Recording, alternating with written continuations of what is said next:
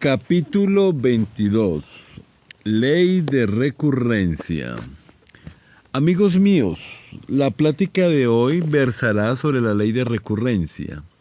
Al retornar el ego, al reincorporarse, todo vuelve a ocurrir tal como sucedió, más las consecuencias buenas o malas.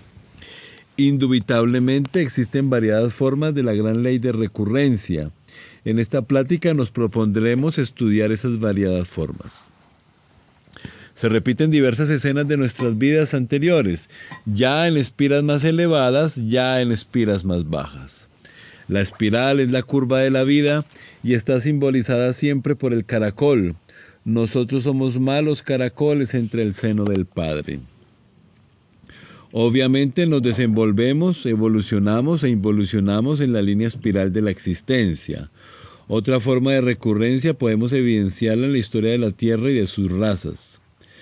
La primera subraza de nuestra raza actual se desenvolvió en la meseta central de Asia y tuvo una poderosa civilización esotérica.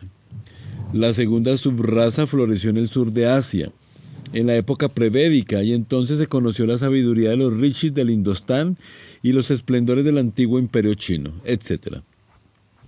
La tercera subraza se desenvolvió maravillosamente en el Egipto, Persia, Caldea, etc. La cuarta subraza resplandeció en las civilizaciones de Grecia y Roma. La quinta fue perfectamente manifiesta con Alemania, Inglaterra y otros países. La sexta resultó de la mezcla de los españoles con las razas autóctonas de Indoamérica. La séptima está perfectamente manifestada en el resultado de todas esas mezclas diversas de razas, tal como hoy lo podemos evidenciar en América. Ostensiblemente las 7 ramas del tronco ario ya existen plenamente y eso está completamente demostrado. Los estudios que hemos realizado en el mundo causal nos han permitido verificar correctamente hechos concretos, asombrosos para nuestra humanidad actual. Como quiera que cada una de las grandes razas que han existido en el mundo han terminado siempre con un gran cataclismo, podemos deducir lógicamente que esta nuestra raza aria habrá de terminar muy pronto también con otro tremendo cataclismo. Estamos hablando de la ley de recurrencia en una forma superior y seguiremos concretando para mejor comprensión. Después de la gran catástrofe que se avecina, la tierra volverá a ser habitada con gentes selectas. Al llegar a esta parte de nuestra plática, debo decirles a ustedes en forma enfática que la futura raza que habrá de poblar la faz de la tierra está ahora siendo creada, intencionalmente por los hermanos de la fraternidad oculta. El modus operandi de esta creación nueva es muy especial. Quiero que ustedes sepan que viajeros cósmicos provienen de otros mundos, nos visitan constantemente y que ya están llevándose la semilla selecta de los humanoides. Hace algún tiempo algunos periódicos de Brasil dieron un informe muy interesante. Cierto campesino brasileño que febrilmente trabajaba arando la tierra fue de pronto sorprendido por algunos extraterrestres que le condujeron al interior de una nave cósmica, posada esta en un lugar cercano dentro de la selva. Científicos extraordinarios, hermanos del espacio, lo examinaron cuidadosamente y hasta le extrajeron un poquito de sangre con el propósito de análisis. Luego metieron al campesino dentro de una recámara especial de la nave. El labriego aquel, perplejo, atónito, confundido, acostado sobre un lecho, aguardaba un no sé qué. Algo inusitado sucede luego. Una extraña mujer de cabello dorado y piel amarilla como la de los chinos, desprovista de cejas, se acostó junto al trabajador aquel y lo sedujo sexualmente. Consumado el acto, el campesino fue sacado de la nave y ésta se alejó a través del infinito espacio. Muchos otros casos similares han ocurrido en diversos lugares del mundo. Además, se habla constantemente de desapariciones misteriosas, tripulaciones aéreas o marítimas que se han perdido para siempre sin explicación alguna. Todo esto nos invita a la reflexión.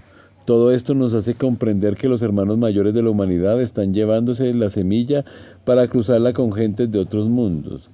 Así es como los dioses santos ya están creando la futura gran raza, la sexta raza raíz que habrá de poblar la tierra después de la gran catástrofe que se avecina. Será un tipo de gente nueva, mezcla de terrícolas con extraterrestres, humanidad resplandeciente. He ahí pues, distinguidos hermanos, el personal con el cual se habrá de formar la futura Jerusalén, de la cual habla el Apocalipsis de San Juan. Es incuestionable que entonces resucitarán las gloriosas civilizaciones esotéricas de la antigüedad. En la primera subraza de la futura gran raza raíz, por ley de recurrencia, surgirán de entre el caos las poderosas culturas de la primera subraza aria, pero en una espira de tipo superior, en la futura segunda subraza resucitará la civilización que floreció en la India milenaria antes de los Vedas y en la China antiquísima. En la tercera subraza habrá un nuevo Egipto, nuevas pirámides, nuevo Nilo y resucitará la civilización egipcia. Entonces se reencarnarán los antiguos faraones y millares de almas provenientes de aquella gloriosa cultura regresarán de la Mendi, con el propósito de revivir los misterios hieráticos del país asoleado de Kem. También volverán a resplandecer por aquella edad los misterios de Caldea, Siria, Babilonia, Persia, etc., pero en una espiral superior dentro de la gran línea espiral de la vida. En la cuarta subraza de la tierra del mañana resucitarán los misterios de Grecia y Roma con la ventaja de la espiral superior de la existencia. En la quinta subraza volverán a aparecer cierta mecanicidad peligrosa.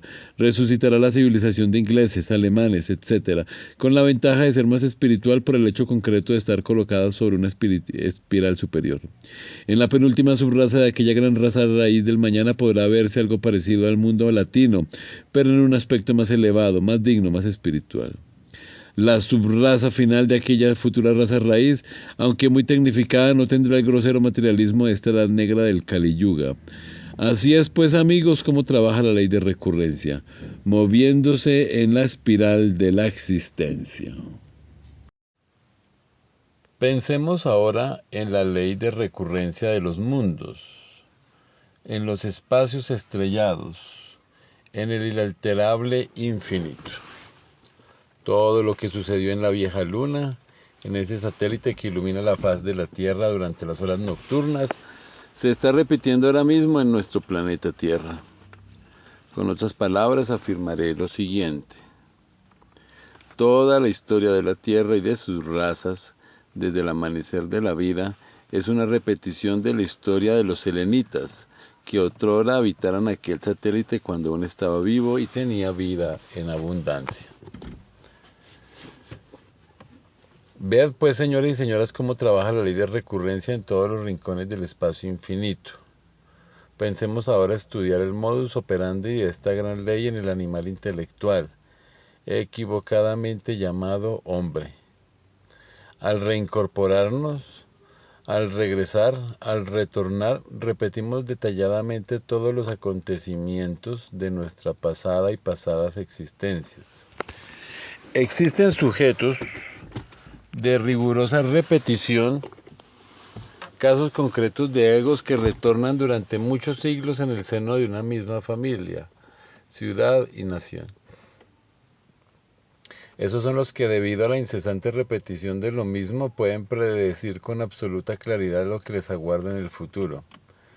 Esos son los que pueden decir, por ejemplo, me casaré a los 30 años, tendré una mujer de tal color, de tal estatura, tantos hijos, mi padre morirá a tal edad, mi madre a tal otra, mi negocio fructificará o fracasará, etc. Y es claro que todo esto se viene después a suceder con exactitud asombrosa. Son personas que se saben su papel a fuerza de tanto repetirlo, que no lo ignoran. Y eso es todo. Entran en este asunto también los niños prodigio, que tanto asombran a la gente de su época. Por lo común se trata de egos que ya saben su oficio de memoria y que al retornar lo hacen a la maravilla desde los primeros años de su infancia. Es asombrosa la ley de recurrencia. Las personas normales, comunes y corrientes repiten siempre sus mismos dramas, los cómicos una y otra vez en cada una de sus vidas sucesivas, repiten las mismas payasadas, los perversos se reincorporan continuamente para repetir incesantemente las mismas tragedias. Todos esos eventos propios de las existencias repetidas van acompañados siempre de las buenas o malas consecuencias, de acuerdo con la ley de causa y efecto. Volverá el asesino a verse en la horripilante ocasión de asesinar, mas será asesinado. Volverá el ladrón a verse con la misma oportunidad de robar, pero será medio metido en la cárcel. Sentirá el bandido el mismo deseo de correr, de usar sus piernas para el delito, pero no tendrá piernas, nacerá inválido o las perderá en cualquier tragedia. Querrá el ciego de nacimiento ver las cosas de la vida, aquellas que posiblemente lo condujeron a la crueldad, etc. Pero no podrá ver. Amará a la mujer al mismo marido de su vida anterior, a aquel que posiblemente abandonó en el lecho de enfermedad para irse con cualquier otro sujeto. Mas ahora el drama se repetirá a la inversa, y el sujeto de sus amores partirá con otra mujer dejándola abandonada. Volverá el salteador de caminos a sentir el deseo de correr, de huir, clamará posiblemente en estado de delirio mental, revestido con un nuevo cuerpo de naturaleza posiblemente femenina, tendrá delirios extraños, no podrá huir de sí mismo, enloquecerá, será un enfermo mental, etcétera, etcétera. Así, amigos, así trabaja la ley de recurrencia incesantemente. Pregunta.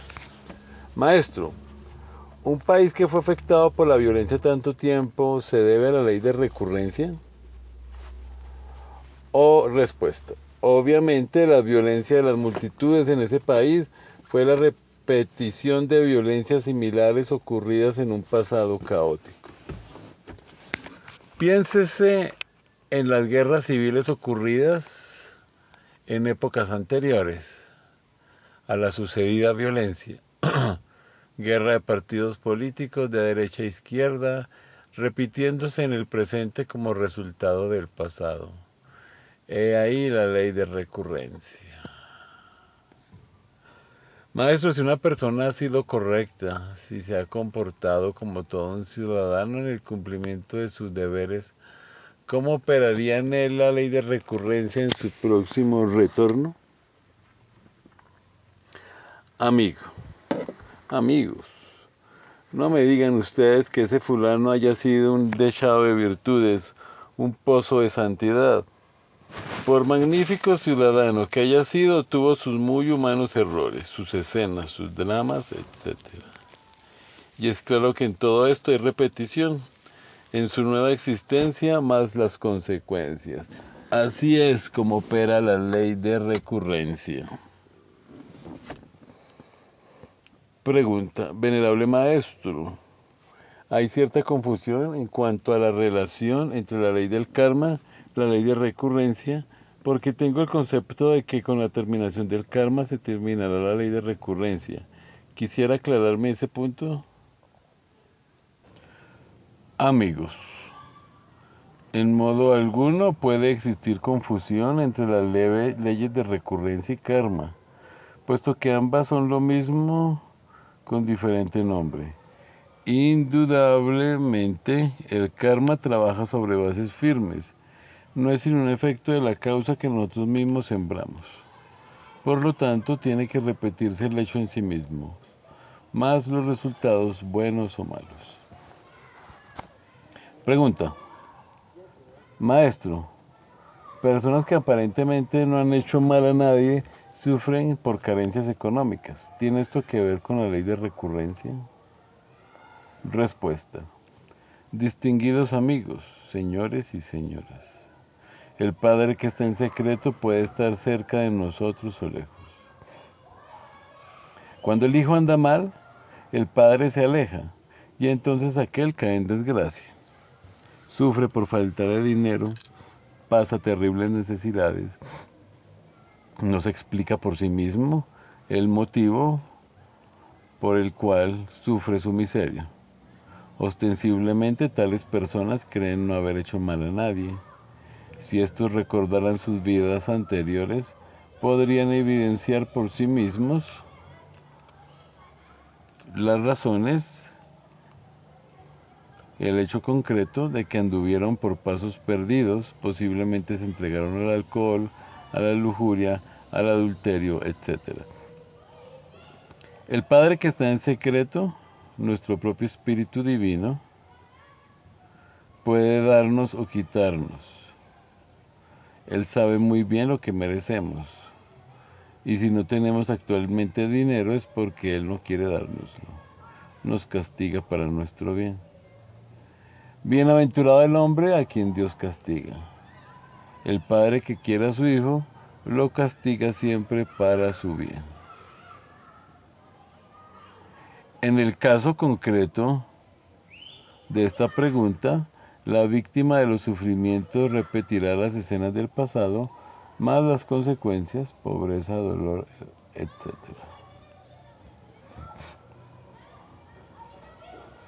Maestro, ¿la ley de recurrencia se termina con las 108 vidas? Respuesta. Amigos, concluido el ciclo de humanas existencias asignadas a toda alma, concluye también la ley de recurrencia en los abismos infernales, repitiéndose escenas humanoides, estados animalescos, vegetaloides y mineraloides. Antes de alcanzar el estado humanoide, pasamos por los reinos mineral, vegetal y animal, pero al entrar al abismo, vencido el ciclo de humanas existencias, se repitan nuevamente los estados animalescos, vegetaloides y mineraloides. Así trabaja la ley de recurrencia. Maestro, ¿el que logra liberarse de la rueda del samsara ya no repite la ley de recurrencia? Respuesta. Con el mayor gusto voy a responder a la dama que ha hecho la pregunta. Quiero que ustedes sepan, señores y señoras, que la ley de recurrencia en su forma superior corresponde a la ley de la catancia, karma superior. Tienen los dioses santos que repetir escenas cósmicas de antiguos Mahambantaras en cada nuevo gran día que amanece, más las consecuencias. Recordad que los dioses también se equivocan. Aquellos individuos sagrados que en el presente periodo terrestre le dieron el abominable órgano cundartiguador a la humanidad, repitiendo dramas semejantes, pagarán sus equivocaciones en el futuro Manjambantara. Nuestra tierra actual, junto con la humanidad que la puebla, es el resultado del karma cósmico y repite incesantemente los periodos históricos de la luna antigua junto con los resultados cósmicos. Cualquier gran iniciado podrá verificar por sí mismo el hecho concreto, claro y definitivo de que los antiguos habitantes de Selene fueron ciertamente crueles y despiadados. Los resultados los tenemos a la vista en las páginas negras de la negra historia de nuestro afligido mundo terráqueo. Maestro, ¿cuáles son los que están libres de la ley de recurrencia? Respuesta. Mirad, la ley de recurrencia en sus aspectos superiores e inferiores de la gran vida. Podemos aseverar solemnemente que solo quedan libres de la ley de recurrencia aquellos que logran cristalizar en su naturaleza íntima las tres fuerzas primarias del universo. El sagrado sol absoluto quiere cristalizar en cada uno de nosotros esas tres fuerzas primarias. Colaboremos con él y sus santos designios y quedaremos para siempre libres de la ley de recurrencia. Capítulo 23. El caracol de la existencia. Amigos míos, vamos hoy a hablar ampliamente sobre la línea espiral de la vida. Mucho se ha dicho sobre la doctrina de la transmigración de las almas expuesta por el Señor Krishna en la tierra sagrada de los Vedas, hace unos 1000 años antes de Jesucristo. Ya en pasadas pláticas hemos expuesto todos esos procesos de la rueda del samsara. Hemos dicho con entera claridad, hemos repetido hasta la saciedad, que a cada alma se le asignan 108 vidas para su autorrealización íntima. Incuestionablemente aquellos que fracasan durante su ciclo de manifestación, aquellos que no logran la autorrealización dentro del número de existencias asignadas, es obvio que descienden dentro del reino mineral sumergido, al Avichi hindustán, el Tártarus griego, el Averno romano.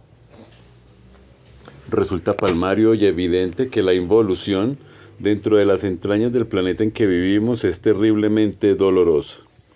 Recapitular procesos animalescos, vegetaloides y mineraloides en vía francamente degenerativa no es ciertamente muy agradable. Afirmamos también en nuestras pasadas pláticas que después de la muerte segunda, la esencia, eso que tenemos de alma, reasciende evolutivamente desde el reino mineral hasta el animal intelectual equivocadamente llamado hombre, pasando por las etapas vegetal y animal. Sin embargo, hay en esta ley de la transmigración de las almas algo que no hemos dicho. Hemos citado la ley del eterno retorno, hemos mencionado es otra ley conocida como recurrencia, mas debemos aclarar que estas dos citadas leyes se desarrollan y desenvuelven sobre la línea espiral de la vida. Esto significa que cada ciclo de manifestación se procesa en espiras o curvas cada vez más altas dentro de la gran espiral del universo. Como quiera que esto también suele ser un poco abstracto, me veo en la necesidad de aclarar mejor, a fin de que todos ustedes puedan comprender profundamente la enseñanza. Al escaparse la esencia después de la muerte segunda, al resurgir, al salir nuevamente a la luz del sol, obviamente transformada en gnomo, habrá de reiniciar un nuevo proceso evolutivo, pero dentro de una octava superior. Esto significa que tal criatura elemental mineral se hallará indudablemente dentro del reino mineral con un estado de conciencia superior al que tenía cuando iniciaba evolución similar en el anterior ciclo de manifestación. Al proseguir con estas explicaciones, no deben olvidar que cualquier ciclo de manifestación incluye evoluciones en los reinos mineral, vegetal, animal y humana. En este último se nos asignan siempre 108 existencias. Si examinamos un caracol, veremos curva sobre curva, algo semejante a una escalera de tipo espiraloide. Es evidente que cada uno de estos ciclos de manifestación se desarrolla en curvas cada vez más altas. Ahora explicaréis por qué motivo existe tanta variedad de elementales minerales, vegetales, animales y diversos grados de inteligencia entre humanoides. Incuestionablemente es muy grande la diferencia entre los elementales minerales que por primera vez comienzan como tales y aquellos que ya han repetido el proceso muchas veces. Lo mismo podemos decir sobre los elementales vegetales y animales o sobre los humanoides. Como quiera que los ciclos de manifestación son siempre 3000, el último de estos realmente se encuentra en una octava muy alta. Aquellas esencias que dentro de las 3000 vueltas de la rueda no lograron la maestría se absorben en su chispa virginal para sumergirse definitivamente entre el seno del espíritu universal de vida. Es notorio, palmario y evidente que durante los ciclos de manifestación cósmica hemos de pasar por todas las experiencias prácticas de la vida. Indubitablemente cualquier esencia que haya pasado por los 3000 ciclos de manifestación ha experimentado también 3000 veces los horrores del abismo y por ende ha mejorado y ha adquirido autoconciencia. Así pues, tales esencias tienen de hecho pleno derecho a la felicidad divina. Desafortunadamente no gozarán de la maestría, no la adquirieron y por ello no la tienen. Ya en pláticas anteriores dijimos que no a todas las mónadas divinas o chispas virginales les interesa la maestría. Ostensiblemente no son las chispas virginales o mónadas divinas las que sufren, sino la esencia, la emanación de las citadas chispas, lo que de alma tenemos cada uno de nosotros. Los dolores pasados por toda esencia ciertamente vienen a ser bien recompensados porque a cambio de tantos sufrimientos se adquiere autoconciencia y felicidad sin límites.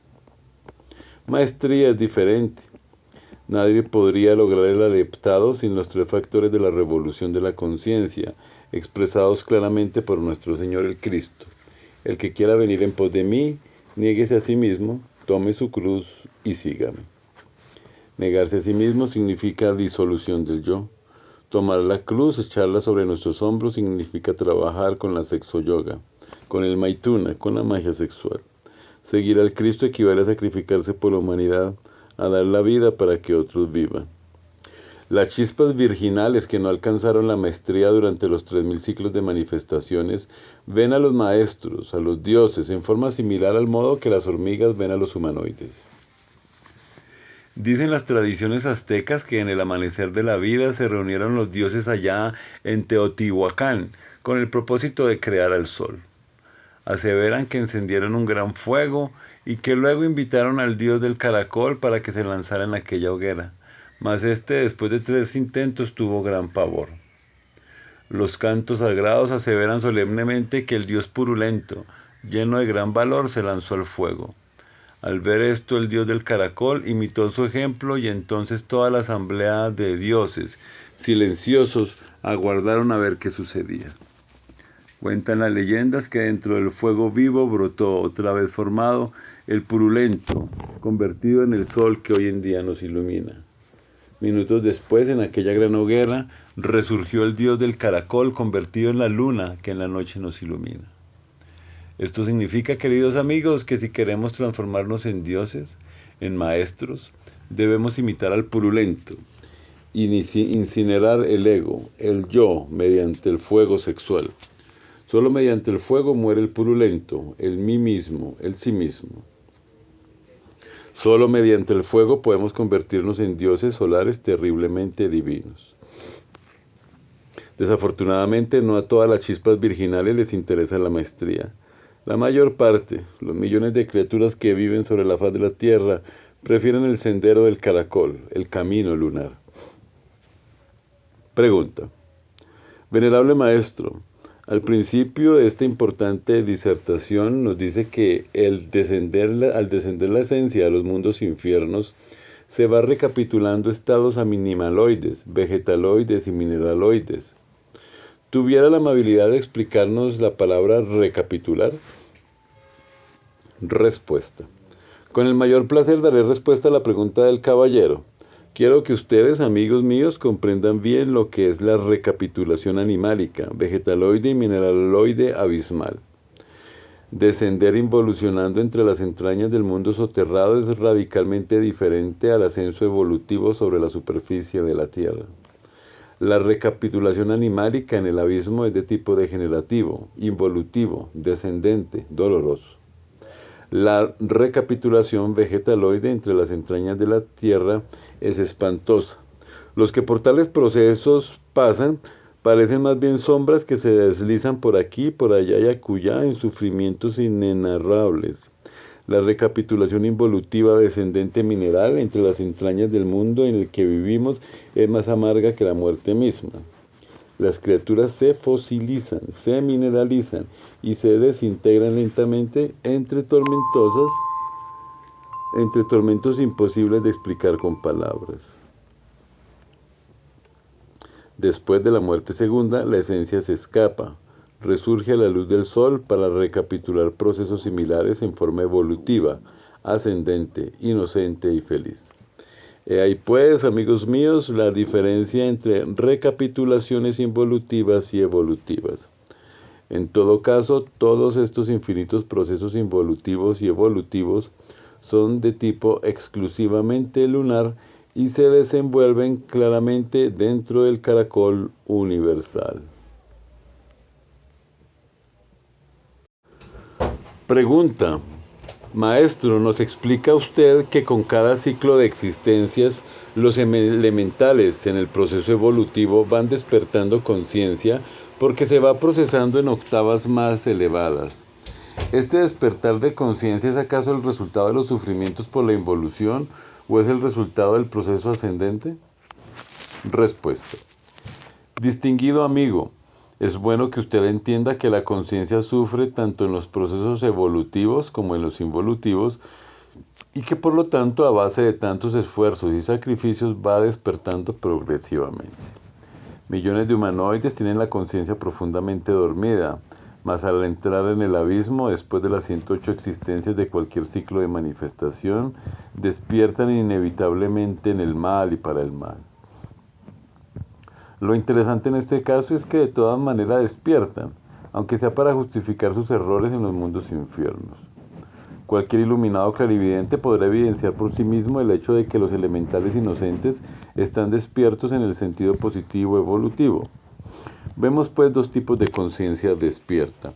Primero, el de las criaturas inocentes de la naturaleza. Segundo, el de los humanoides involucionantes del abismo.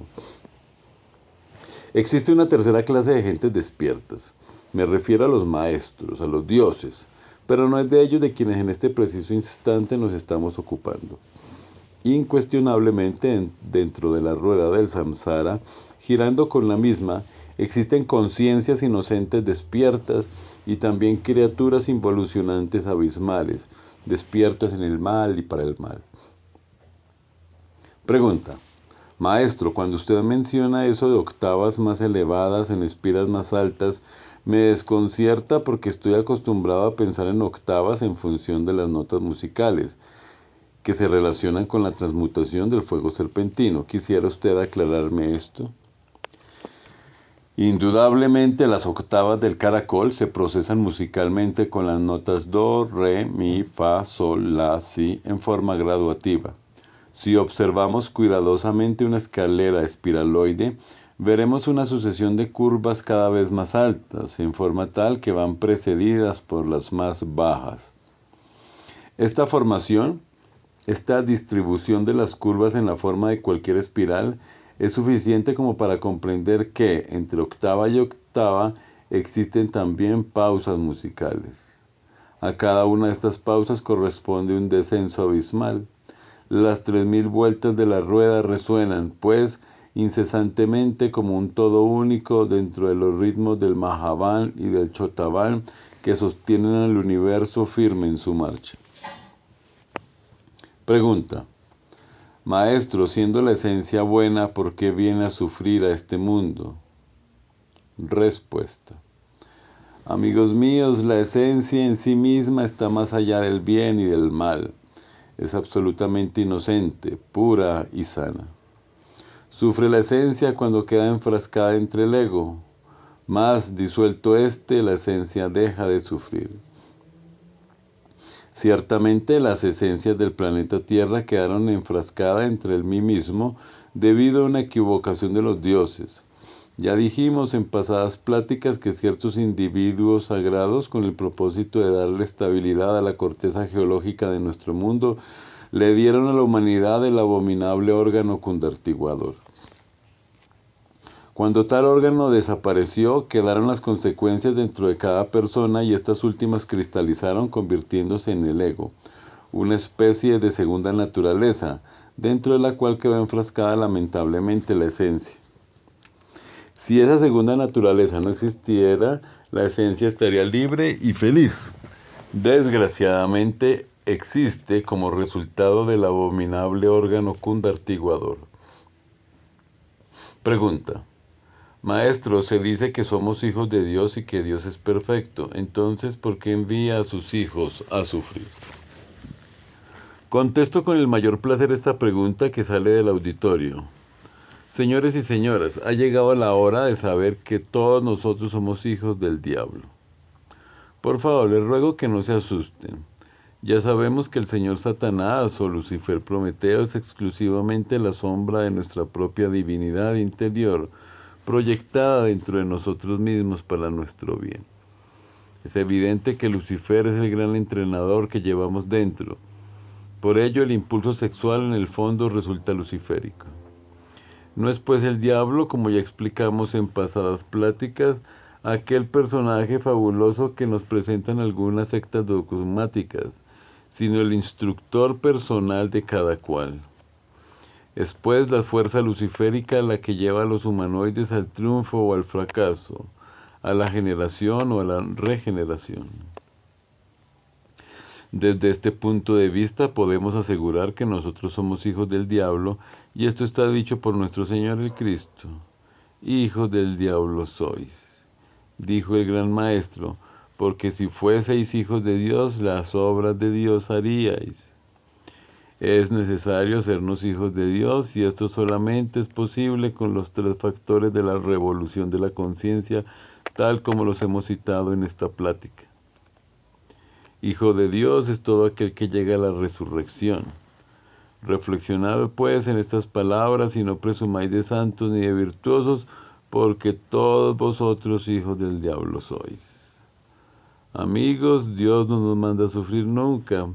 Los sufrimientos nos los hemos creado nosotros mismos con nuestros propios errores y a través de sucesivos nacimientos. Pregunta. Maestro, si somos hijos del diablo, ¿quién tiene más poder sobre nosotros, el diablo o Dios? Con el mayor gusto voy a dar respuesta a esta pregunta. Hemos dicho que el dragón es la sombra del Dios íntimo dentro de cada uno de nosotros. Resulta evidente que cada uno de nosotros es hijo de esa sombra, de ese dragón, y por ende dentro del estado actual en que nos encontramos, el dragón nos controla absolutamente. Así pues, desde el punto de vista relativo y circunstancial en que nos hallamos, el diablo tiene más poder sobre nosotros que el mismo Dios. Esto no significa que el diablo sea más poderoso que Dios. Cuando la chispa inmortal resucite en nosotros, cuando nos convirtamos en hijos de Dios, entonces todo será diferente. Por esos días habremos vencido al dragón. Pregunta. Maestro, ¿qué me dice usted de los ángeles bodhisattvas y maestros caídos? ¿Qué tienen que ver ellos con la espiral de la vida? Respuesta. Distinguidos amigos, existe un momento supremo para todos los millones de esencias que pueblan la faz de la Tierra. Quiero referirme en forma enfática al instante en que por primera vez nos resolvemos a entrar por el camino solar, muy distinto, por cierto, al sendero lunar.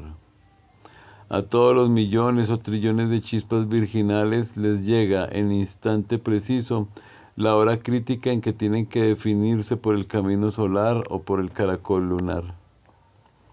Cuando alguien deliberadamente escoge la senda del filo de la navaja, la suerte está echada.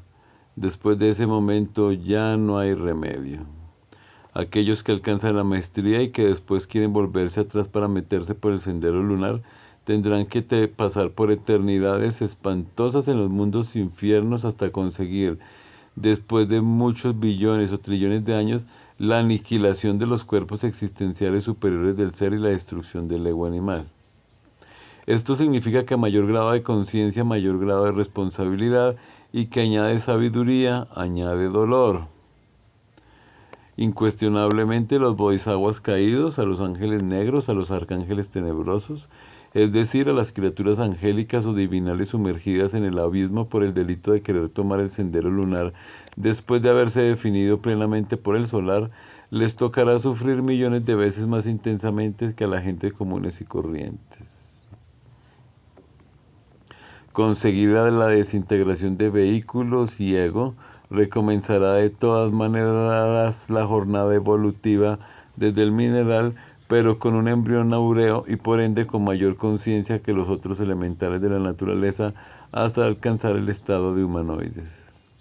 Logrado ese objetivo, como quiera que poseen el embrión áureo, tales seres habrán de volver al sendero solar para crear nuevamente sus cuerpos existenciales superiores y reconquistar el estado angélico o arcangélico, etcétera, que otros rechazaron. Otra es la suerte de las chispas virginales que jamás eligieron el camino solar. Estas, convertidas en simples elementales de la naturaleza, se sumergirán con su esencia entre el océano universal de la vida libre en su movimiento. Se trata de seres que prefirieron la vida elemental, que no aspiraron a la maestría, que siempre gozaron entre el seno de la gran naturaleza y que ahora, como destellos de la divinidad, vuelven a la misma para siempre. Capítulo 24. Los negocios. Amigos míos, reunidos esta noche, vamos a estudiar muy seriamente la cuestión esta de los negocios. Permítaseme la libertad de decirle que no estoy hablando de negocios profanos. Quiero referirme en forma enfática a los negocios del karma. Ante todo, es necesario que las gentes entiendan lo que es la palabra sánscrita karma. No está de más aseverar que tal palabra en sí misma significa ley de acción y consecuencia. Obviamente no existe causa sin efecto, ni efecto sin causa. Cualquier acto de nuestra vida, bueno o malo, tiene sus consecuencias. Hoy he estado reflexionando en la desgracia de nuestro mundo. Cuán felices serían estos humanoides intelectuales si nunca hubiesen tenido eso que se llama ego, yo, mí mismo, sí mismo. Es indubitable que el ego comete innumerables errores cuyo resultado es el dolor. Si estos humanoides racionales estuvieran desprovistos de ego, serían simplemente elementales, naturalmente bellísimos, inocentes, puros, infinitamente dichosos. Imaginad por un momento, queridos amigos, a una tierra así, poblada por millones de inocentes humanoides desprovistos de egos y gobernados por reyes divinos, dioses, hierofantes, devas, etc. Obviamente un mundo así sería ciertamente un paraíso, un planeta de bienaventurados. A nadie se le puede obligar a convertirse en hombre a la fuerza. Todos esos millones de humanoides, aún no siendo hombres en el sentido más completo de la palabra, habrían podido ser infinitamente felices si no hubiese surgido en su interior una segunda naturaleza maligna y terriblemente perversa. Desafortunadamente, debido, como ya lo hemos dicho tanto en estas pláticas, a la equivocación de algunos individuos sagrados, apareció dentro de cada sujeto algo anormal, ciertos elementos inhumanos dentro de los cuales vino a quedar embotellada la conciencia. Es claro que tales elementos inhumanos surgieron como resultado de las malas consecuencias del abominable órgano cundartiguador. Fue así, queridos amigos, como fracasó esta humanidad planetaria, haciéndose espantosamente maligna. Mejor hubiera sido que aquellos sagrados individuos nos le hubiesen dado a estos pobres bípedos tricerebrados o tricentrados ese abominable órgano de todas las infamias. Pensemos por un momento en las muchedumbres humanoides que pueblan la faz de la tierra. Sufren lo indecible, víctimas de sus propios errores. Sin el ego no tendrían esos errores ni tampoco sufrirían las consecuencias de los mismos. Ya dije en nuestras pasadas pláticas que no a todas las chispas virginales, que no a todos los humanoides les interesa la maestría. Empero esto no es óbice para la felicidad auténtica. En el infinito espacio existen muchas moradas de bienaventuranza para los elementales humanoides que no tienen interés en la maestría. Incuestionablemente los 3000 ciclos o periodos de tiempo asignados a cualquier esencia, a cualquier mónada para su manifestación cósmica, se desenvuelven no solamente aquí en nuestro mundo Tierra, sino además en otros mundos del espacio estrellado. Por todo esto podréis ver, mis caros amigos, que para las almas hay muchas mansiones de dicha y que en modo alguno es indispensable la maestría para tener derecho al goce auténtico del espíritu puro. Lo único que se requiere para tener derecho a la verdadera felicidad es ante todo no tener ego. Ciertamente cuando existen dentro de nosotros los agregados psíquicos, los elementos inhumanos que nos vuelven tan horribles y malvados, no hay karma por pagar y el resultado es la felicidad. No todas las criaturas dichosas que viven en todos los mundos del espacio infinito han alcanzado la maestría. Sin embargo, se encuentran a tono en el orden cósmico porque no tienen ego. Cuando uno vive de acuerdo con el recto pensar, el recto sentir y el recto obrar, las consecuencias suelen ser dichosas.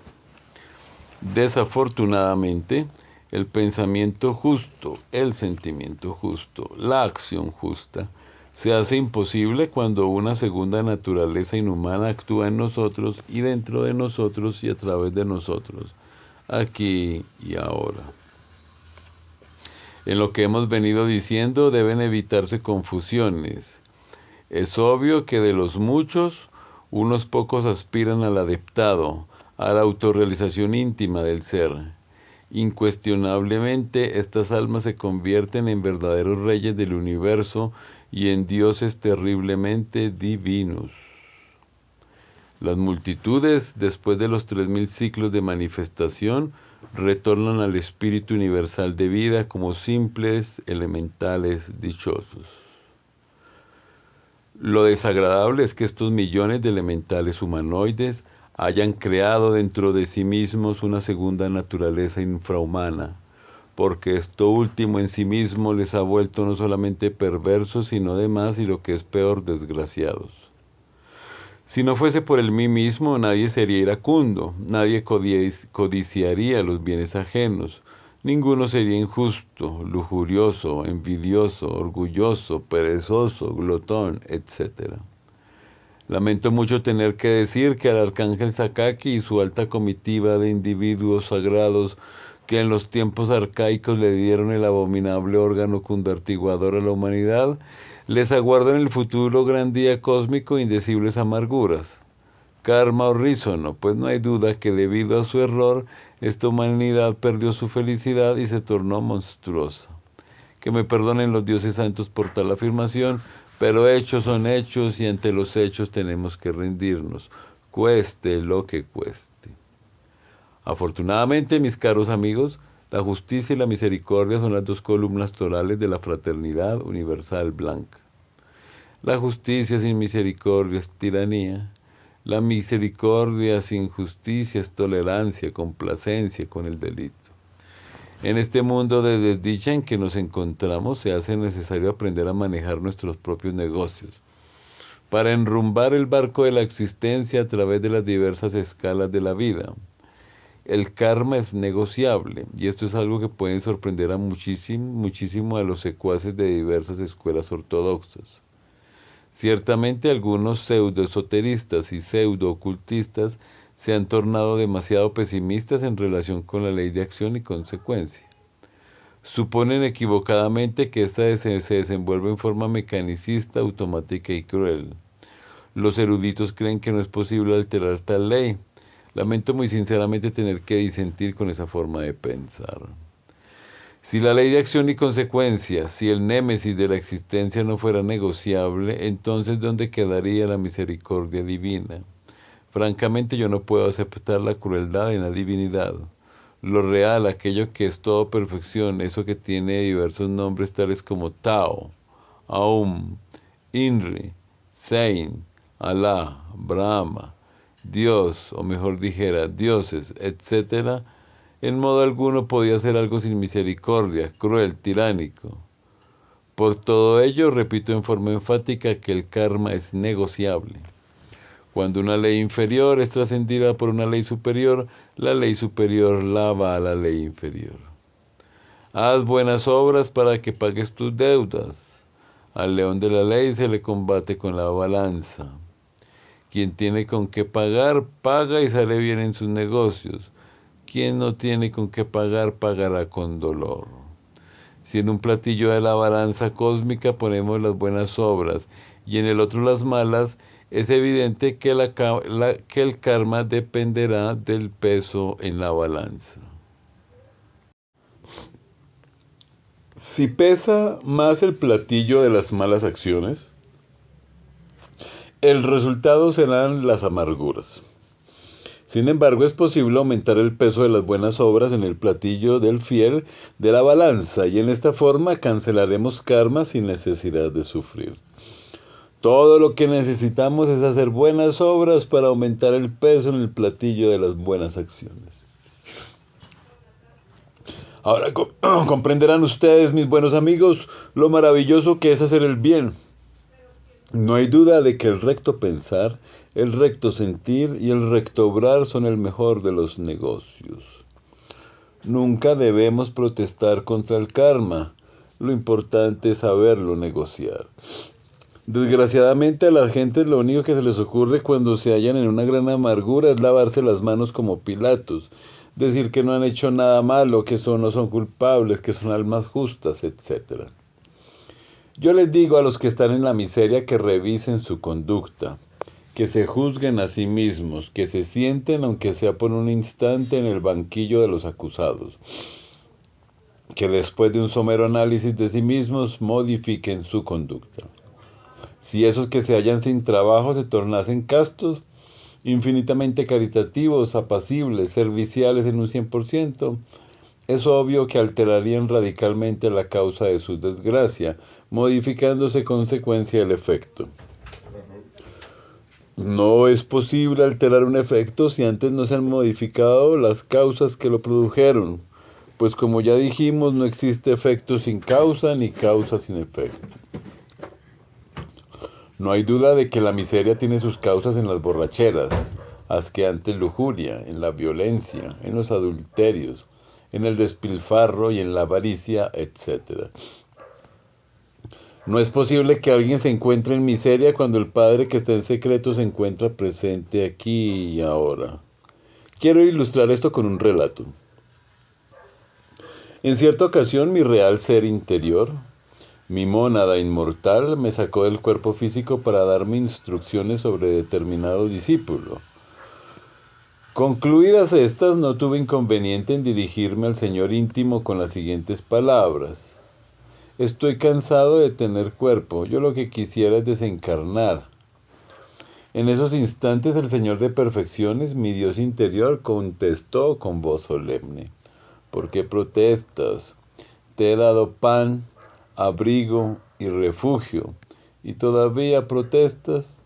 Recuerda los últimos días de tu pasada existencia, anduviste por las calles de México descalzo, con el traje roto, viejo, enfermo y en la más espantosa miseria. ¿Y cómo viniste a morir? En una casucha inmunda. Entonces yo estaba ausente. En tales momentos resplandecía la faz del Señor, en sus ojos azules se reflejaba el cielo infinito, su blanca túnica de gloria llegaba hasta sus pies. Todo en él era perfección. Señor, le dije, yo he venido a besar tu mano y a recibir tu bendición. El adorable me bendijo y besé su diestra. Después que volví al cuerpo físico, entré en meditación. Ciertamente, mis caros hermanos, cuando el hijo anda mal, el padre se ausenta y entonces aquel cae en desgracia. Creo que ahora vais comprendiendo mejor, mis caros amigos, lo que es la miseria, por qué llega, cómo llega. El Padre que está en secreto tiene poder suficiente para darnos y para quitarnos también. Dichoso el hombre a quien Dios castiga. El karma es una medicina que se nos aplica para nuestro propio bien.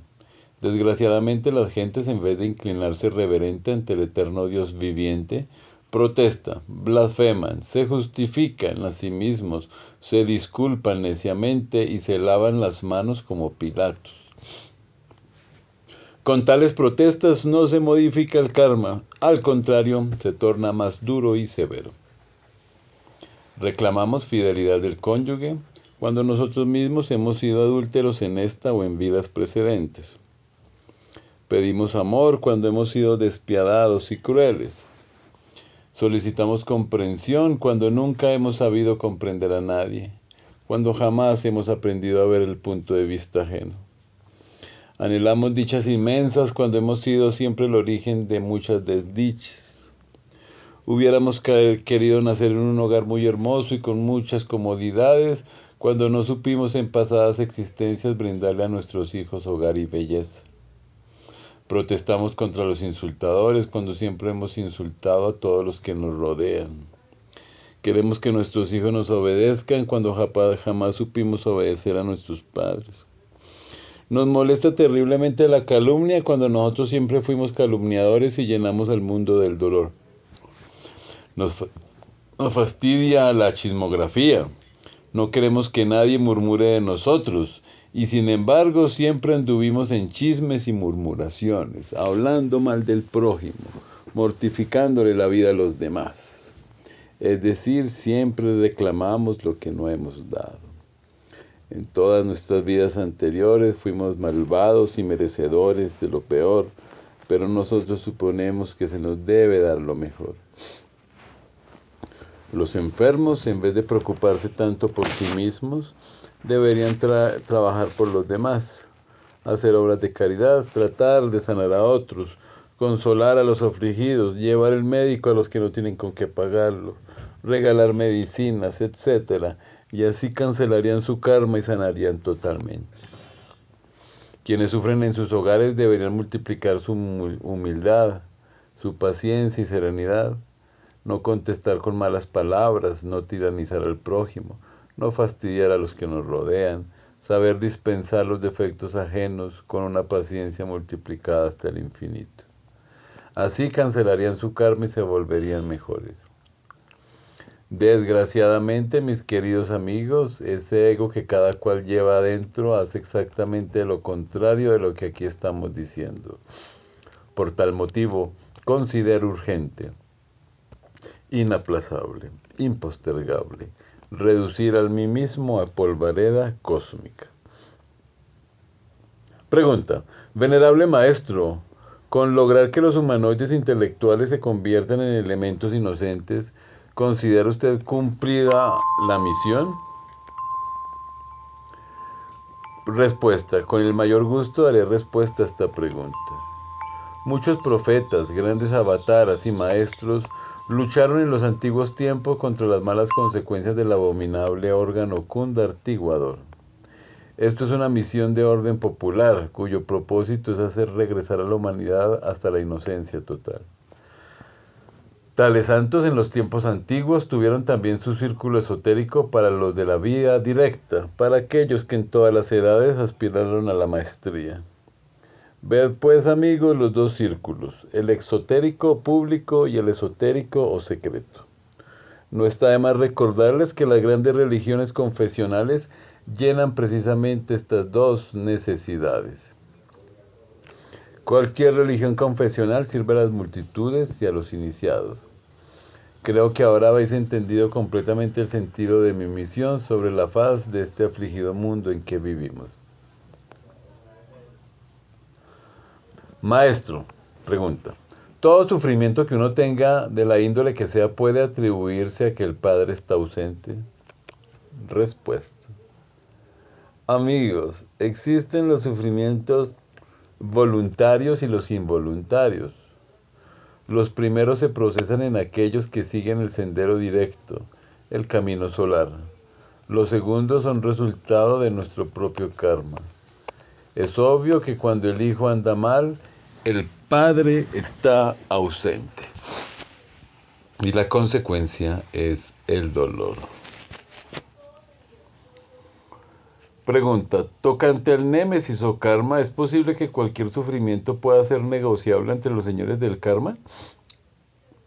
Respuesta: estimados amigos, quiero que ustedes comprendan que cuando tal o cual karma se encuentra, va totalmente desarrollado y desenvuelto, tiene que llegar hasta el final inevitablemente.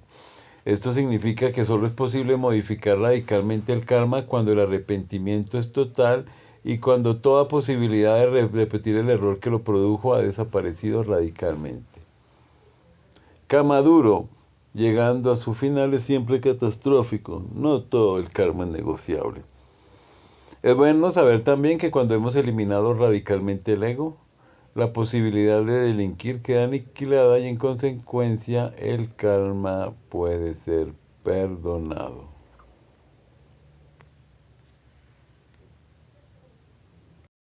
Capítulo 25. La experiencia directa. Distinguidos amigos, hoy, 19 de marzo de 1973, 11º año de Acuario, nos reunimos para finalizar estas pláticas que, incuestionablemente, habrán de salir públicamente en forma de libro para bien de la gran causa. Al concluir, quiero poner énfasis en la necesidad de experimentar en forma directa todo lo que hemos explicado. La experiencia de lo real es cardinal y definitivo para la comprensión creadora. Ha llegado la hora de entender con entera claridad que poseemos ciertamente un factor psicológico definitivo, mediante el cual es posible verificar lo que hemos dicho en todas estas reuniones. Quiero referirme con gran solemnidad a la base misma de nuestra organización psíquica, a ese elemento que todavía no se ha perdido, la esencia. Es indubitable que en la misma, en la conciencia, se encuentra el Buda, la doctrina, la religión y la sabiduría. Sintetizando, podemos afirmar que en la esencia, en la conciencia, se hayan depositado los datos indispensables para la regeneración, la autorrealización íntima y la vivencia completa de todo lo que en estas pláticas hemos dicho.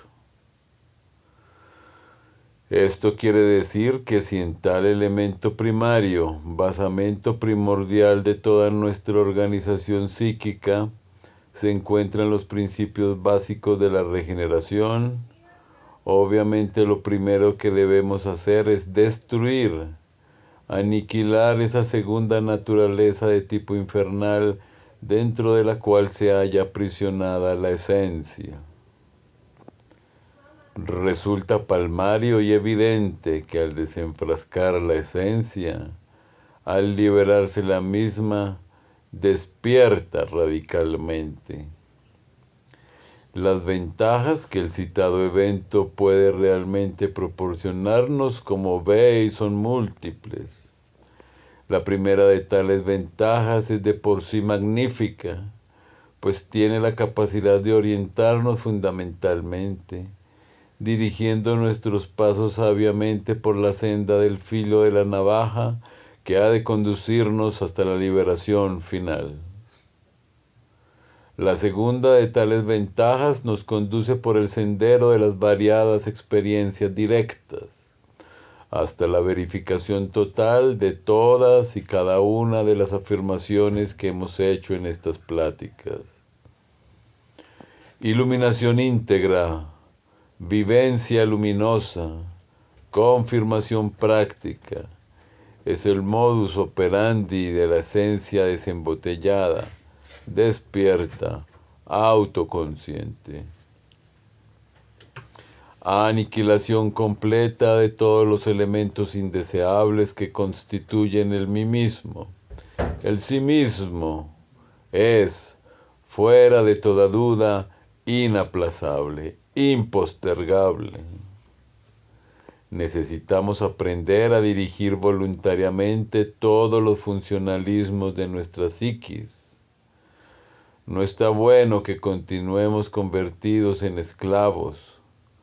Debemos hacernos amos y señores de sí mismos. Conforme los elementos indeseables van siendo eliminados, la conciencia va despertando. Sin embargo, necesitamos volvernos serios, porque hasta ahora no hemos sido gente seria. Cada uno de nos, actualmente, no es más que un leño entre las embravecidas olas del mar de la existencia. Repito, necesitamos volvernos serios. Esta afirmación implica espantosa autovigilancia de instante en instante, de momento en momento. Recordad lo que ya hemos dicho en pláticas anteriores, en relación con nuestros semejantes. Los defectos que llevamos escondidos afloran espontáneamente, y si estamos alertas y vigilantes, como vigía en época de guerra, entonces los descubrimos. En todo autodescubrimiento existe también autorregulación. Defecto descubierto debe ser rigurosamente analizado, estudiado en todos los niveles de la mente y comprendido íntegramente a través de los diversos procesos de la meditación interior profunda. Un poco más tarde, y ya entendido íntegramente el defecto que hemos analizado, vienen las súplicas a Devi Kundalini, nuestra divina madre cósmica particular, con el propósito de que ella elimine y desintegre el defecto en cuestión. El trabajo es muy hondo, mis estimables hermanos, espantosamente serio, demasiado profundo. Solo así es posible extirpar, erradicar de nuestra psiquis muchos elementos indeseables, infrahumanos, tenebrosos, dentro de los cuales se encuentra aprisionada la esencia.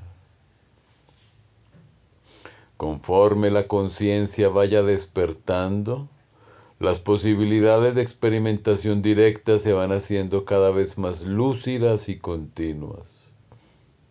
Ante todo, mis caros amigos, quiero que ustedes aprendan a manejar prácticamente los diversos destellos de conciencia despierta. En la vida práctica podemos anotar cuidadosamente el hecho concreto de que todas las gentes viven con la conciencia dormida. En estos instantes me viene a la memoria los recuerdos de algo insólito. Hace unos 17 o 18 años, hallándome en un mercado de la Colonia Federal con mi esposa sacerdotisa Litelantes, el momento en que reclamábamos un reloj que ella había mandado a componer en una relojería, fuimos de pronto sacudidos por una violenta explosión de dinamita. Litelantes, horrorizada, me pidió regresásemos a casa de inmediato. Es obvio que mi respuesta fue francamente negativa. En modo alguno quería yo exponer nuestras vidas a una segunda explosión que sabía había de acaecer. Inútiles fueron sus ruegos. En tales momentos resonaron las sirenas y campanas de los tragahumos o bomberos. Aquellos humildes y mártires servidores de la humanidad se precipitaron en el lugar de las explosiones. De todos estos bomberos que acaban de entrar al teatro de los acontecimientos, no se salvará ninguno, morirán. Tales fueron mis palabras. Litelantes, horrorizada, guardó silencio. Instantes después, una segunda explosión hizo estremecer terriblemente la Ciudad de México. El resultado fue la muerte de todos esos humildes servidores. Se desintegraron automáticamente, pues no se hallaron ni los cadáveres. Tan solo se encontró por ahí la bota de un sargento. Yo, francamente, me quedé asombrado del grado de inconsciencia en que se encontraban tales bomberos. Si ellos hubieran estado despiertos, de ninguna manera hubieran perecido. Todavía recuerdo el llanto de las mujeres que huían de aquel mercado y de los niños que, horrorizados, se agarraban a las faldas de sus madres. Si yo no hubiese estado despierto, obviamente habría perecido, porque en el lugar en donde debía tomar el camión, tan indispensable para regresar a casa, murieron centenares de personas. Todavía no he podido olvidar a tantos y tantos cadáveres que, tirados sobre la orilla de la banqueta de la calle, yacían tapados con papeles de periódico. Incuestionablemente estas víctimas se debieron a la curiosidad. Tratábase de curiosos, gentes inconscientes, dormidos que después de la primera explosión habían concurrido al lugar de los hechos para contemplar el espectáculo. Si tales gentes hubiesen estado despiertas, jamás habrían concurrido como curiosos al lugar de los hechos. Desafortunadamente dormían. Así fue como encontraron la muerte. Cuando regresamos a casa situada en la colonia Caracol, nuestros vecinos estaban alarmados. Suponían que habíamos muerto. Ciertamente se asombraron de que, a pesar de estar tan cerca del lugar de la catástrofe, aún pudiéramos regresar vivos. He ahí la ventaja de estar despiertos. Hay que despertar, amigos, y aprender a vivir alertas de momento en momento, de instante en instante.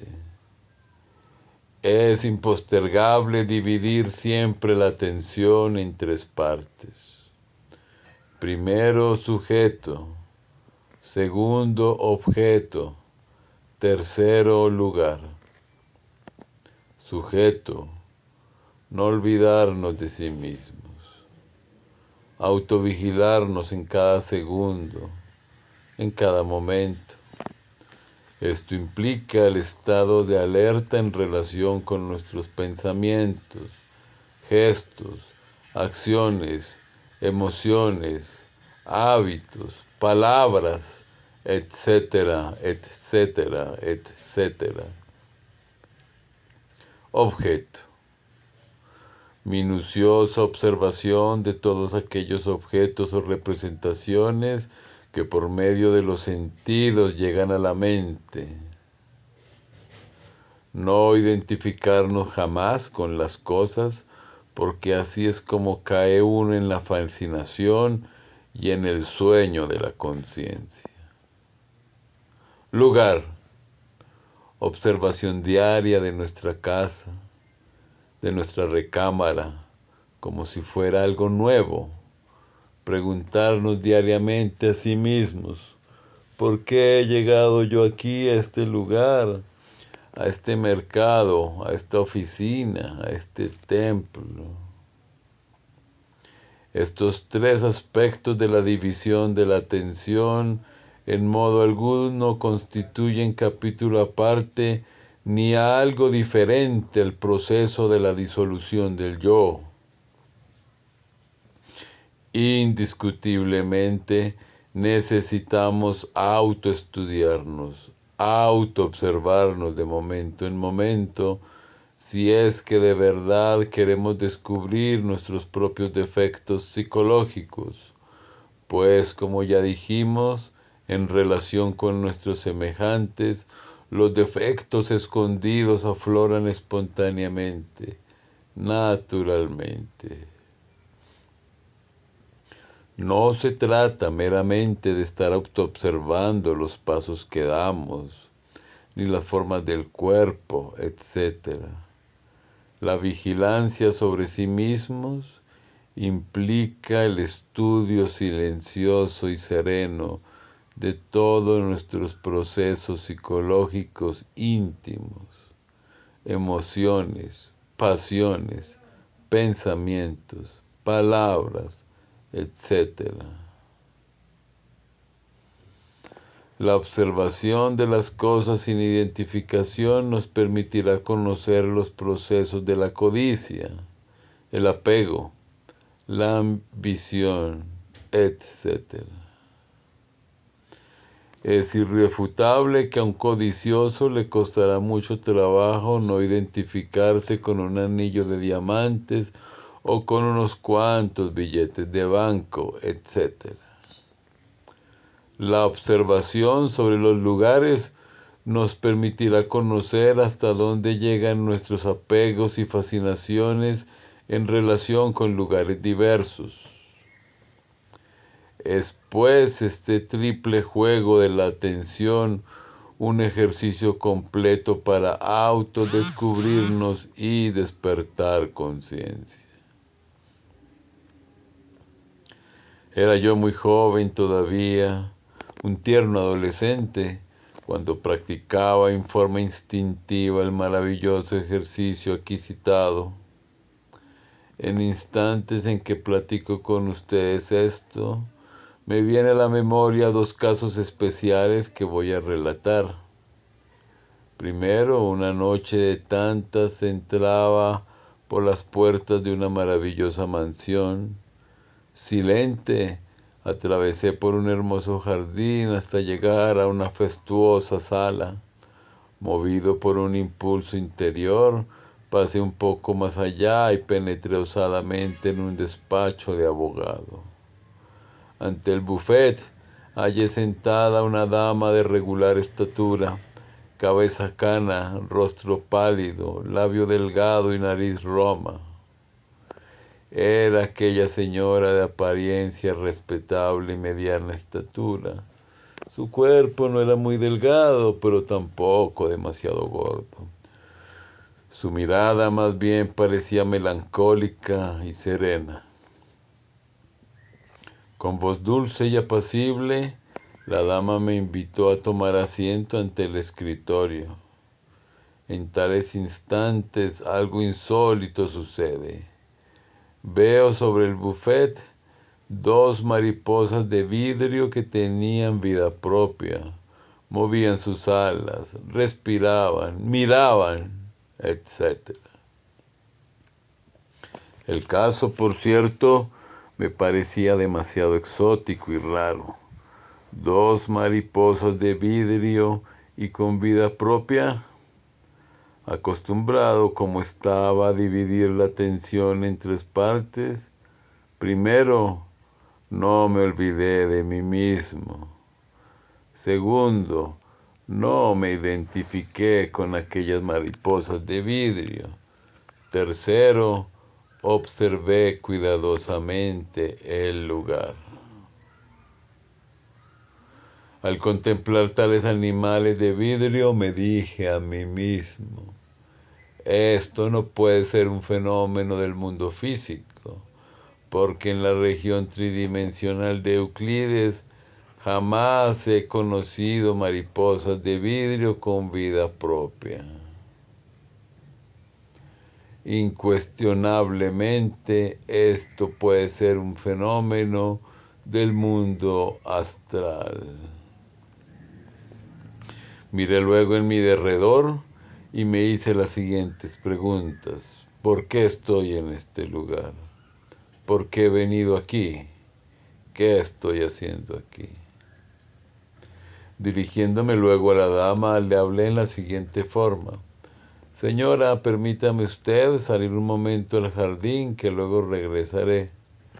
La dama asintió con un movimiento de cabeza y yo abandoné por instante aquel despacho. Ya fuera en el jardín, di un saltito alargado con la intención de flotar en el ambiente circundante. Grande fue mi asombro cuando verifiqué por mí mismo que realmente me hallaba fuera del cuerpo físico. Entonces comprendí que estaba en astral. En tales momentos me acordé de que hacía largo tiempo, varias horas, que había abandonado mi cuerpo físico y que éste, incuestionablemente, se hallaba ahora reposando entre su lecho. Hecha la singular comprobación, regresé al despacho donde la dama me aguardaba. Entonces quise convencerla de que estaba fuera del cuerpo físico. Señora, le dije, usted y yo estamos fuera del cuerpo físico. Quiero que recuerde que hace unas cuantas horas se acostó a dormir en la cama y ahora se encuentra aquí platicando conmigo fuera de su cuerpo físico. Pues sabido es que cuando el cuerpo duerme, la conciencia, la esencia, desafortunadamente metida entre el ego, anda fuera del vehículo corpóreo. Dichas todas estas palabras, la dama me miró con ojos de sonámbula, mas no entendió. Yo comprendí que aquella señora tenía la conciencia dormida. No queriendo insistir más, me despedí de ella y abandoné el lugar. Después me dirigí hacia California con el propósito de realizar ciertas investigaciones importantes. En el camino encontré a un desencarnado que en vida había sido cargador de bultos pesados en los mercados públicos. El infeliz, llevando sobre sus espaldas un enorme fardo, parecía sufrir lo indecible. Acercándome al difunto le dije, amigo mío, ¿qué le pasa? ¿Por qué lleva usted sobre sus dolorosas espaldas ese fardo tan pesado? El desdichado, mirándome con ojos de sonámbulo, me contestó, estoy trabajando. Pero señor, le insistí, usted ya murió hace mucho tiempo. Esa carga que lleva sobre sus espaldas no es más que una forma mental. Abandone eso. Todo fue inútil, aquel pobre muerto no me entendió. Tenía su conciencia demasiado dormida.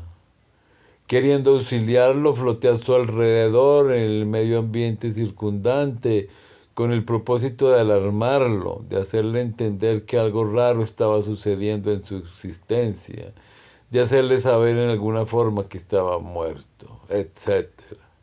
Mas todo fue inútil.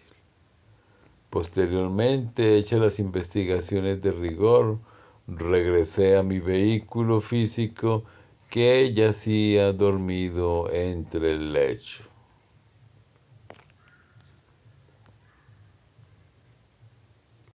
Pregunta. Maestro, ¿quiere decir usted que no hay posibilidad de experiencia directa, tal como lo ha expuesto en sus pláticas, sin la disolución de los defectos psicológicos? Respuesta. Voy a contestar detenidamente esta pregunta que sale del auditorio. Caballero, amigos, damas que me escuchan, la experiencia directa se halla asociada a los porcentajes de conciencia despierta. Normalmente, las gentes tan solo poseen un 3% de conciencia despierta y un 97% de subconsciencia o conciencia dormida. Incuestionablemente, cuando se llega a poseer un 4 o 5% de conciencia despierta, empiezan los primeros destellos de experiencia directa. Distingas entre destellos y plenitud total, que son diferentes. Alguien que posee, por ejemplo, un 10% de conciencia despierta, por ende, tendrá un porcentaje mayor de lucidez a los de aquellos que poseen un 4 o 5%. En todo caso, a medida que la esencia se va liberando conforme el ego comienza a disolverse, la capacidad para la investigación directa irá también aumentando en forma progresiva y ordenada. El ejercicio de la división de la atención en 3 partes, tal como lo hemos explicado en esta plática, nos permitirá evidenciar hasta la saciedad el grado de conciencia adquirida. He enseñado, pues, aquí doctrina y procedimientos para despertar conciencia. He dado el sistema efectivo para usar inteligentemente los porcentajes de conciencia adquiridos. Cuando el ego ha sido radicalmente aniquilado, la conciencia queda totalmente despierta. En estas circunstancias podemos descender a voluntad dentro de los mundos infiernos con el propósito de ver, oír, tocar y palpar la cruda realidad de tales regiones sumergidas. Este tipo de investigaciones, por ser de tanto avance, solo es posible realizarlo a satisfacción con una conciencia absolutamente despierta. Pregunta. Maestro, nos hablaba usted de 2 ventajas que provienen de la esencia, siendo la primera que nos orienta para vivir adecuadamente y la segunda que nos permite la experiencia directa. En la experiencia que tuvo en el mercado de la Colonia Federal debido a una tremenda explosión, ¿cuál de las 2 facultades de la esencia fue la que le permitió salvar su vida? Respuesta. Noble señor, séame permitido informarle que la segunda de tales cualidades de la conciencia, la de la experiencia directa, me permitió conocer por anticipado el hecho que iba a suceder, cual fue aquel de la muerte de tales bomberos. Pregunta: Maestro, ¿podría explicarnos cuál es la diferencia entre lo que son las proyecciones de la mente y las experiencias reales? Respuesta: con el mayor placer voy a dar respuesta a esta nueva pregunta del auditorio. Séame permitido informarles a ustedes, señores y señoras, que las proyecciones mentales son de carácter completamente subjetivas, muy diferentes, por cierto, a las experiencias reales que son de tipo objetivo. En el primer caso, la mente proyecta lo que ha elaborado subconscientemente e identificada con tales proyecciones cae en la fascinación y en los sueños propios de la inconsciencia. En el segundo caso, la mente ha agotado el proceso de pensar, no proyecta, está abierta a lo nuevo, recibe sin identificación y en ausencia de toda fascinación y de todo proceso ensoñativo. Voy a ilustrar esta respuesta con un relato de tipo suprasensible. Hallándome fuera de mi cuerpo físico, en instantes en que éste dormía profundamente entre el lecho, invoqué a cierto desencarnado que en vida fuera un miembro de familia, por cierto cercano. El difunto se presentó ataviado con cierto traje gris que en vida llevara. Venía riéndose solo. Parecía verdaderamente un sonámbulo. Platicaba tonterías, algo que había escuchado de alguien. Inútiles fueron mis intentos para que me reconociese. El infeliz dormía profundamente. Ciertamente no me veía. En el fondo, verdaderamente percibía exclusivamente sus propias formas mentales y reía como un loco de atar, como un idiota. He aquí dos aspectos que vienen a aclarar pues la pregunta en cuestión. El difunto aquel proyectaba sus propias formas mentales, soñaba con ellas. Se hallaba absolutamente fascinado con ellas y ni siquiera me percibía. En el segundo caso yo estaba completamente consciente, despierto. Sabía que mi cuerpo físico había quedado dormido entre el lecho, no proyectaba. Había agotado el proceso de pensar, me abría a lo nuevo, recibía al desencarnado, lo investigaba, me daba cuenta del estado deplorable en que se encontraba. Con tal relato he ilustrado pues la pregunta que ha salido del auditorio. Pregunta: Venerable Maestro, con relación al ejercicio de la división de la atención en tres partes que se hace aquí en el mundo físico, ¿cómo es que puede repercutir en el mundo astral si son dos mundos totalmente diferentes? Respuesta: amigos míos, si observamos la vida de los sueños normales, comunes y corrientes, podremos ver el hecho concreto de que muchas escenas del sueño corresponden a las ocurrencias de la vida diaria, a los hechos que aquí mismo hemos vivido en el mundo físico, a los actos de cada momento. Como consecuencia directa de esto que estamos afirmando, podemos enfatizar la noticia de que el ejercicio de la división de la atención en tres partes se repite también, como en el caso de los sueños, en aquellas horas en que la esencia embotellada entre el ego se encuentra fuera del cuerpo físico. Creo que ustedes no ignoran que cuando el cuerpo duerme, la esencia embotellada entre el mí mismo se aleja del cuerpo físico. Así pues, si nos acostumbramos a practicar tal ejercicio aquí en el mundo físico, de instante en instante, de momento en momento, Después lo repetiremos instintivamente durante las horas del sueño y el resultado será el despertar de la conciencia.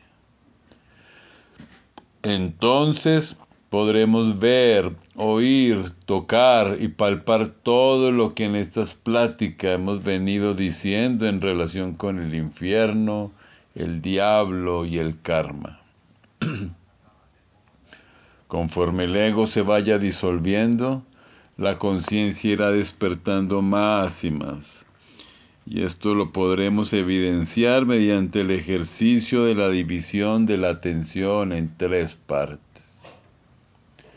Disuelto absolutamente el ego, el ejercicio aquí enseñado nos permitirá usar la conciencia en forma voluntaria para la investigación de las grandes realidades. Pregunta: Maestro, ¿cómo podría hacerse accesible a la comprensión del profano lo que es la diferencia entre lo real y lo irreal, lo ilusorio de lo verdadero, lo objetivo de lo subjetivo? Respuesta: una interesantísima pregunta ha salido del auditorio y es claro que me apresuro a darle respuesta. Amigos míos, hace algunas noches estuvimos viendo por televisión ciertas noticias científicas a través de diversas representaciones de la pantalla. Fue el público informado sobre experimentos que hombres de ciencia actuales están realizando en el cerebro.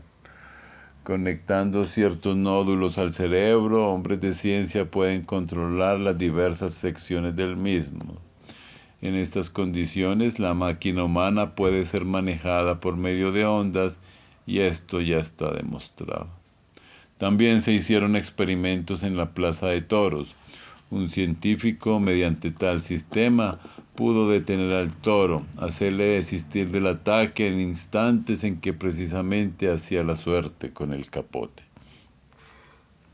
Con esto ha quedado perfectamente demostrado que todo organismo es una máquina susceptible de ser controlada como cualquier otra.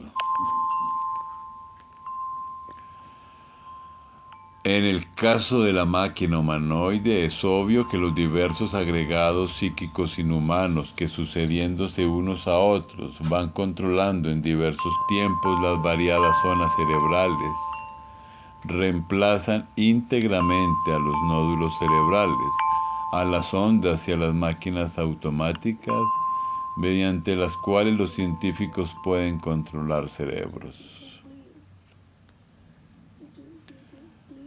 Con otras palabras, diremos que los científicos en determinados momentos, mediante sus sistemas eléctricos, hacen el mismo papel de los agregados psíquicos, es decir, ellos demuestran la realidad de tales agregados mediante el papel que ejecutan.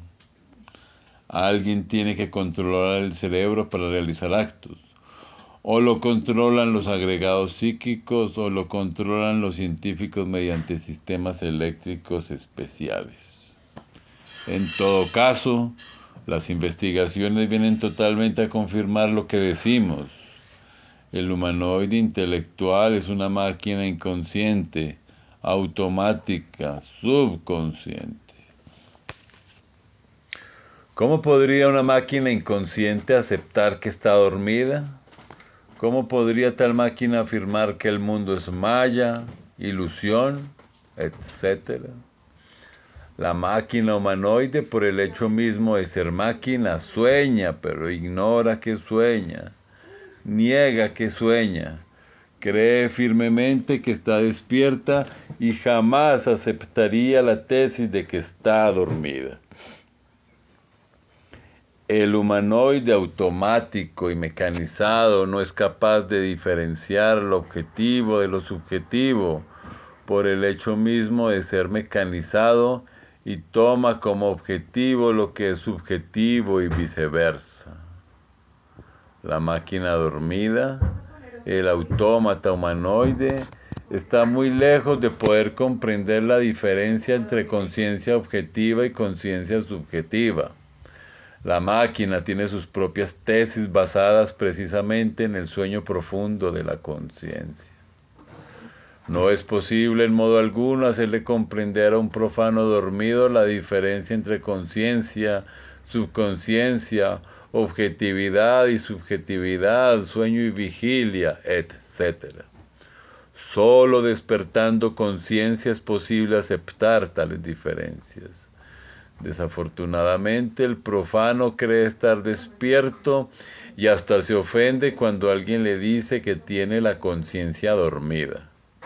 Hablando en lenguaje socrático, diríamos que el ignorante ilustrado, el profano dormido, la máquina inconsciente, no solamente ignora, sino además ignora que ignora. No solamente no sabe, sino además, y lo que es peor, no sabe que no sabe. Amigos míos, es necesario dejar de ser máquinas. Cuando alguien acepta que es máquina, comienza a dejar de serlo. Un poco más tarde, el velo de las ilusiones se vuelve pedazos. Necesitamos convertirnos en seres humanos. Y esto solamente es posible destruyendo, aniquilando los agregados psíquicos que incesantemente se alternan entre sí para controlar la máquina orgánica. Es indispensable llegar a tener realidad, dejar de ser meros autómatas, movidos por ondas o por agregados, que es lo mismo, y convertirnos en individuos responsables, conscientes y verdaderos. Pregunta: maestro, ¿qué diferencia existe entre el ejercicio de la división de la atención en 3 partes y la disolución del ego para despertar conciencia? Respuesta: señores y señoras, a través de todas estas pláticas nos hemos interesado especialmente por la disolución del ego, por la destrucción completa de todos esos agregados psíquicos, dentro de los cuales está enfrascada, embotellada la conciencia.